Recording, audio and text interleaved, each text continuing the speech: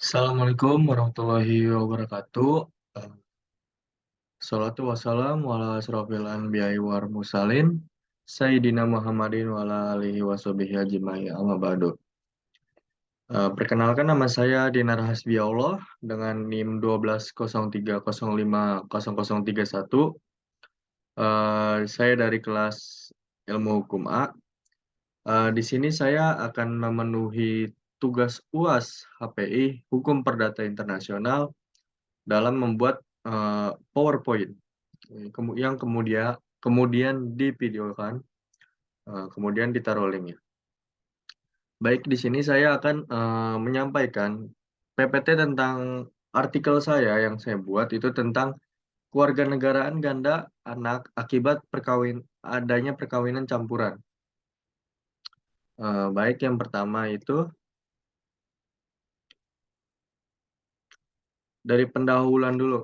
Dari pendahuluan dulu aja, ikatan kewarganegaraan gandanya itu yang terbatas pada anak-anak yang lahir dalam perkawinan campuran, keturunan campuran, dan fakta bahwa anak tersebut tunduk pada hukum domestik kedua negara yang bersangkutan tersebut.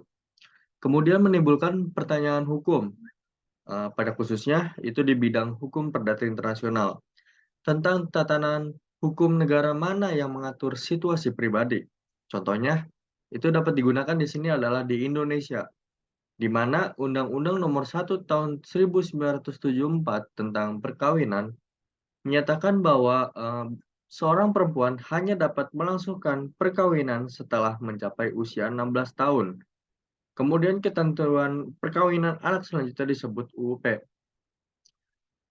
Berlaku baik menurut hukum Indonesia maupun hukum asing jika anak tersebut berkewarganegaraan ganda. Persyaratan hukum perkawinan anak tunduk pada eh, sesuatu undang-undang yang sudah mendasar pada keduanya dari Indonesia maupun hukum internasional. Baik, kemudian menurut teori hukum perdata internasional, perkawinan orang tua harus disahkan terlebih dahulu untuk menentukan status anak dan hubungan anak antara anak dan orang tuanya. Jika salah satu kedua orang tua menikah secara sah, maka anak tersebut menjadi ahli waris. Hukum waris dalam negeri adalah peraturan hukum yang mengatur tentang pewarisan menurut jurisprudensi hukum perdata internasional Indonesia dan Belanda. Kemudian mengenai anak dari perkawinan campuran yang berkewarganegaraan ganda, itu ditetapkan bahwa apabila salah satu orang tuanya meninggal dunia, yaitu bapak atau bapak kewarganegaraan Indonesia, maka anak tersebut menjadi ahli waris dari orang tua yang meninggal tersebut. Baik, selanjutnya saya akan em, menyampaikan tentang dasar-dasar hukum yang ada di sini. Dasar hukum perkawinan beda ras diatur dalam Undang-Undang Nomor 1 Tahun 1974 tentang perkawinan dan beberapa peraturan perundang-undangan lainnya, seperti Undang-Undang Nomor 6 Tahun 2011 tentang keimigrasian merupakan sarana untuk mempersatukan kembali keluarga yang berbeda kewarganegaraan. Kemudian undang-undang ini menggantikan peraturan undang-undang lama Nomor 9 Tahun 1992 tentang keimigrasian juga. Kemudian salah satu perubahan mendasar dalam undang-undang yang baru adalah mempermudah orang asing yang menikah dengan warga negara Indonesia untuk mendapatkan izin tinggal di Indonesia. Baik, selanjutnya itu tentang pengertian perkawinan campuran, tentang perkawinan campuran. Kawin atau campur dan campur adalah dua kata yang membentuk kata campur, yaitu menikah dalam bahasanya. Dalam bahasa Inggris itu berarti ya together, berkumpul. Menurut bahasa campur yaitu campuran juga dikawinkan atau dicampur, tidak murni keturunan. Kemudian perkawinan campuran juga didefinisikan sebagai perkawinan antara dua orang yang di Indonesia tunduk pada hukum tersendiri karena perbedaan kewarganegaraan. Dan salah satu pihak adalah warga negara Indonesia dalam pasal 57 UUP. Selanjutnya itu syarat-syarat perkawinan campuran, yaitu Yang pertama, ketentuan berikut dalam pasal 6 UU yang pertama adalah perkawinan harus atas persetujuan calon mempelainya. Lalu yang kedua itu menurut, mereka yang maaf, mereka yang berusia di bawah 21 tahun harus mendapatkan persetujuan orang tua sebelum menikah. Kemudian yang ketiga itu jika salah satu orang tua meninggal atau tidak dapat mengungkapkan keinginannya, cukup mendapatkan izin dari orang tua yang masih hidup atau berhak secara hukum seperti yang dijelaskan pada bagian 2 pasal ini. Kemudian, dalam keadaan tidak ada orang tua yang hidup atau memenuhi syarat secara hukum, persetujuan dari wali, dari pengasuh, dari kerabat terdekat, atau dari orang diperoleh orang yang masih hidup dan memenuhi syarat secara hukumnya. Lalu kemudian pengadilan mempunyai yurisdiksi atas orang yang menikah setelah sebelumnya mendengar-dengar orang yang disebut dalam pasal ayat 2 dan 3 pasal ini dapat memberikan izin atas permintaan mereka. Kemudian ketidaksepakatan apapun antara orang-orang yang disebutkan dalam paragraf ini atau di mana satu atau lebih orang memilih untuk tidak menyatakan pendapatnya. Lalu yang keenam, kecuali ditentukan oleh hukum masing-masing agama dan kepercayaan. Ketentuan ayat 1 sampai dengan 5 pasal ini berlaku. Selanjutnya, status anak hasil perkawinan campuran berdasarkan UU Nomor 12 Tahun 2006 tentang kewarganegaraan. Status keperdataan seorang anak juga merupakan status hukumnya. Status perkawinan ini meliputi kewajiban dan hak pribadi serta kesanggupan untuk melakukan perbuatan hukum. Status perkawinan menurut hukum Indonesia meliputi perceraian, pembatalan perkawinan, kemudian perkawinan, perwalian anak di bawah umur, kesanggupan mengajukan tuntutan hukum. Kemudian ada masalah nama dan status anak di bawah umurnya. Bagi seluruh warga Indonesia, UK atau Undang-Undang Kewarganegaraan mengklaim bahwa pengesahan UK merupakan peristiwa bersejarah. Asal-usul undang-undang ini secara historis penting karena ketentuan-ketentuannya yang mengikat secara hukum. Termasuk pasal 15 dan 16 UU Nomor 62 Tahun 1958 tentang kewarganegaraan. Aturan ini menandakan penolakan terhadap gagasan membenci seseorang karena memiliki kewarganegaraan berdasarkan warna kulit, kemudian kebangsaan atau jenis kelaminnya, serta membenci mereka yang memiliki status perkawinan tertentu. Eh, dalam pasal ini juga dalam pasal lain, ketimbang otomatis mengambil kewarganegaraan suaminya, WNI yang menikah dengan pria asing diberi tenggang waktu 3 tahun untuk memutuskan tetap menjadi WNI atau menyerah.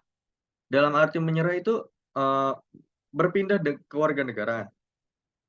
Kemudian selain itu, jika istri memutuskan untuk tetap menjadi warga negara Indonesia atau selama tenggang waktu 3 tahun, dia dapat membiayai izin tinggal suaminya di Indonesia. Kemudian status hukum seorang anak berkaitan erat dengan status hukum perkawinan orang tuanya. Dengan kata lain, jika perkawinannya itu sah menurut hukum, maka yang dinikahi itu juga anak sah. Kemudian menurut Kamus Umum dan Politik, kata status adalah itu keadaan atau kedudukan seseorang dalam hubungan dengan masyarakat sekitarnya. Karena sah tidaknya kedudukan anak tergantung pada sahnya tidaknya perkawinan orang tua itu, maka status hukum anak adalah bagaimana anak dipandang atau diperlakukannya oleh hukum itu. Kemudian menurut hukum adat, perkawinan campuran adalah perkawinan antara laki-laki dan istri yang berasal dari kelompok etnis, budaya internasional, tradisional, atau tradisi agama yang berbeda. Dinyatakan batal demi hukum berdasarkan pasal 66 Undang-Undang Nomor 1 Tahun 1974. Kemudian dari status keperdataan seorang anak juga merupakan status hukumnya. Status perkawinan ini meliputi kewajiban dan hak pribadi serta kesanggupan untuk melakukan perbuatan hukum. Status perkawinan menurut hukum Indonesia meliputi perceraian, ada pembatalannya perkawinan, ada perwalian anak di bawah umur, kesanggupan mengajukan tuntutan segala macam yang tertera tadi pada pasal 15 dan 16 tentang Undang-Undang Nomor 2 Tahun 1958.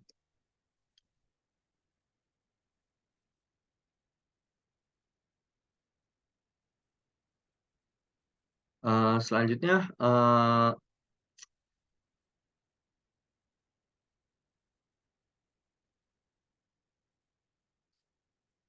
kita mengambil, kasus anak maaf, kita mengambil, dari kasus anak kewarganegaraan ganda di Aceh Selatan, eee, terjadi pada tanggal 25 bulan 3 tahun 2022 di wilayah Aceh Selatan, tepatnya di Labuan Haji, Kabupaten Aceh Selatan. Jadi, petugas tempat pemeriksaan non-migran atau TPI di kelas 2 Meulaboh menemukan seorang pemuda usia sekolah yang diduga memiliki kewarganegaraan ganda.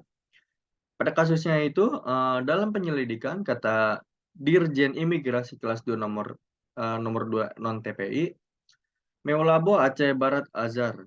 Eee, Menurut Azhar mengatakan, ada 2 anak tanpa nama lahir di Malaysia. Eee, jadi dari Malaysia, dia lebih tepatnya ada orang tua juga di Aceh gitu.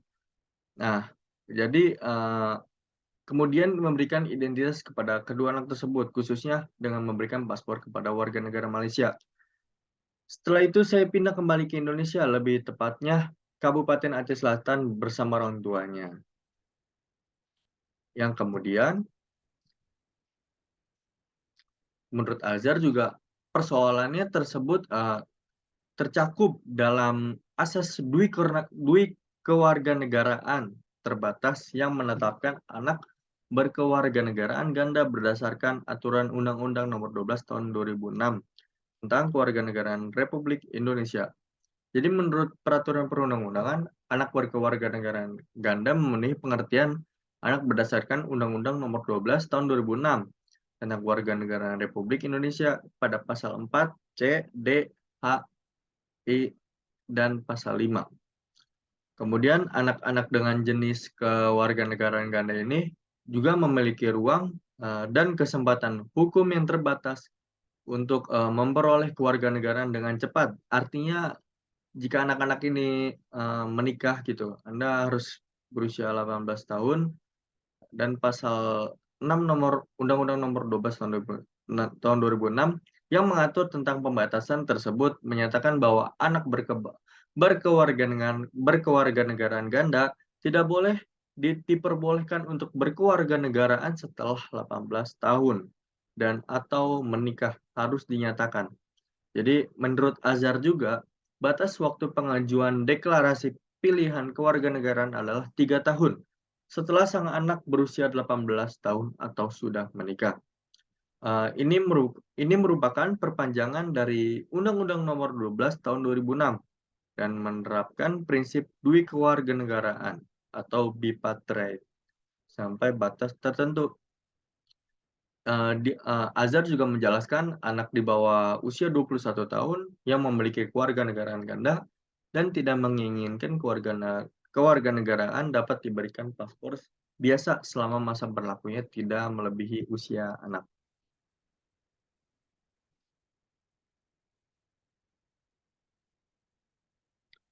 Eee, Kemudian yang terakhir itu ada kesimpulan yang saya bisa ambil dari pemateri saya, berdasarkan pemaparan yang disampaikan, artikel yang saya simpulkan utama seperti yang pertama itu kerangka hukum Indonesia, khusus untuk perkawinan campuran. Sebagaimana juga diatur dalam KUH Perdata, perkawinan campuran dicirikan sebagai hidup bersama antara warga negara Indonesia dan orang asing. Kemudian di sisi lain, perkawinan internasional didefinisikan dalam pasal 57 UUP sebagai penyatuan dua orang Indonesia yang tunduk pada hukum yang berbeda karena kewarganegaraan mereka yang berbeda dan setidaknya salah satu dari mereka berkewarganegaraan di Indonesia. Kemudian berdasarkan teori hukum perdata internasional, ada dua teori utama yang mencoba membatasi gagasan perkawinan antara orang-orang yang berbeda kebangsaan. Kemudian menurut teori ini juga, perkawinan beda ras adalah perkawinan di mana dua pihak yang berbeda tempat tinggal atau berbeda negara yang menikah dan masing-masing tunduk pada hukum internal kedua lembaga tersebutnya. Anggapannya bahwa serikat dianggap campuran jika para pihak dari ras atau kebangsaan yang berbeda. Lalu yang kedua itu saya menyimpulkan, si status anak hasil perkawinan campuran menurut pasal 5 UU atau Undang-Undang Kewarganegaraan menyatakan bahwa anak hasil perkawinan campuran dapat berkewarganegaraan ganda.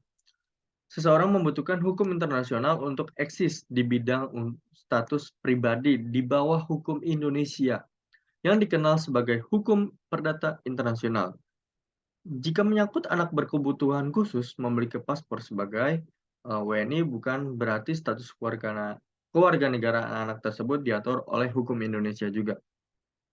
Kemudian yang ketiga, UUK atau Undang-Undang Kewarganegaraan menyatakan bahwa anak yang lahir dari perkawinan campuran, biasanya memiliki kewarganegaraan ganda terbatas yang dibuktikan dengan adanya, affidavit, itu di bawah UUK, yang yang artinya itu mengharuskan anak tersebut tunduk pada 2 yurisdiksi itu, dari Indonesia maupun dari luar. Berikut akibat, hukum perkawinan internasional bagi anak yang berkewarganegaraan ganda setelah kelahiran UUK. Karena anak berkewarganegaraan ganda, hak pilih juga tercipta dari mereka, yang dapat memilih untuk menjadi warga negara Indonesia gitu. Jadi, eee, masing-masing setelah menikah di atas 18 tahun atau sudah menikah, itu harus menetapkan, dia ingin berkewarganegaraan di mana dan lebih tepatnya harus memastikan agar tinggal di tempat mana, di negara mana. Mungkin, itu saja yang bisa saya sampaikan dalam PowerPoint ini, dalam presentasi ini. Eee, Kurang dan salahnya mohon maaf, saya tutup. Wabillahi taufiq walhidayah. Wassalamualaikum warahmatullahi wabarakatuh.